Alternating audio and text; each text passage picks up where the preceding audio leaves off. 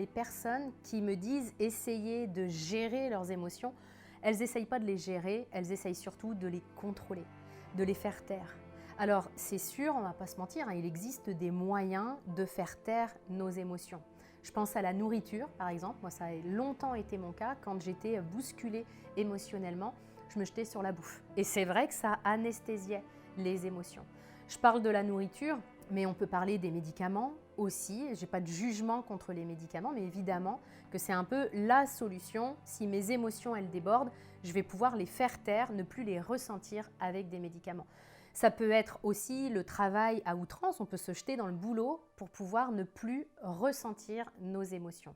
Le truc, c'est que tôt ou tard, quand on essaye ça, quand on essaye de les contrôler ou de les faire taire, eh bien tôt ou tard, nos émotions, elles nous rattrapent. Pour moi, chercher à faire taire nos émotions, c'est exactement comme chercher à éteindre le voyant d'essence sur notre voiture. C'est comme si, quand le voyant d'essence s'allumait sur ma voiture, ça me dérangeait et que j'explosais le voyant d'essence en me faisant croire que j'ai réglé le problème. Non, le meilleur moyen de régler le problème, c'est d'aller faire le plein en fait. Le voyant, ce n'est qu'un symptôme, ce n'est pas la cause. Et c'est exactement la même chose pour nos émotions. Si on s'attelle juste à vouloir les faire taire, à vouloir les fuir, bien on s'attache juste à la conséquence et pas à la cause.